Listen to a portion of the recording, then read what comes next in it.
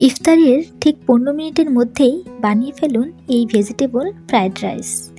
আসুন দেখে নেওয়া যাক কীভাবে তৈরি করে ফেলবো এই ভেজিটেবল ফ্রাইড রাইস। প্রথমেই প্যানের মধ্যে একটু সামান্য বাটার দিয়ে এটাকে ভালো করে মেল্ট করে নিব। ভালোভাবে মেল্ট হয়ে যাওয়ার পরই এখানে দিয়ে দিব সামান্য একটু রসুন কুচি, আদা কুচি, তারপর কাঁচা লঙ্কা দিয়ে এটা ভালো করে বাটারের মধ্যে কিছুক্ষণ ভেজে নিব। এটা একটু ভালো স্মেল যখন ছড়াবে বুঝতে পারবো, ঠিক তখনই আগের থেকে কেটে রাখা গাজর কুচি, ক্যাপসিকাম কুচি দিয়ে দেব। সাথে আরও কিছু দিয়ে দিব মটরশুঁটি, সামান্য কিছু বেবিকর্ন, এগুলো দিয়ে আবারও একটু ভালো করে মিক্স করে নিব। মূলত চাইনিজ ভেজিটেবলস রান্নার ক্ষেত্রে যেটা করতে হয়, সবসময় হাই হিটে এটাকে রান্না করতে হয়, কারণ এতে সবজির কালারটা ঠিক থাকে।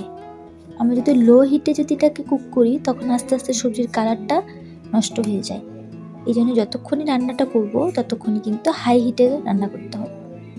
আর তারপর এই যে শুধুমাত্র সবজির প্রয়োজন অনুযায়ী একটু লবণ দিয়ে দিলাম, যাতে জন্য শুধু সবজিতে আর কি লবণটা হয়।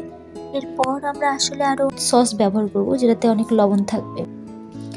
তারপর এই তো ভালো করে নাড়তে থাকতে হবে যতক্ষণ না পর্যন্ত এটা হাফ কুক হয়ে যায়। এভাবেই মূলত হাই হিটেই ভেজিটেবলটাকে কুক করে নিতে হবে।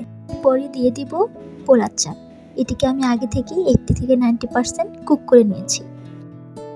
এই রাইসটা আপনারা চাইলে আগে থেকেও এইভাবে কুক করে ডিপ ফ্রিজে রেখে দিতে পারেন। জাস্ট ইফতারের আগেই বা যখনই মন চাবে শুধু বের করে এইভাবে ভেজিটেবলের সাথে মিক্স করে নিলেই হয়ে গেল। আর তারপর যে এখানে আমি সয়া সস, তারপর হচ্ছে আমার বাসায় ওয়েস্টার সস ছিল, ফিশ সস, তারপর হচ্ছে টমেটো কেচাপ, সাথে একটু সামান্য গোলমরিচ, আর কিছু যাবে না। এই সবগুলো দিয়ে একসাথে যে মিক্স করে নিলাম ভালো করে। আর এই যে তারপরই হয়ে গেল ফ্রাইড রাইস।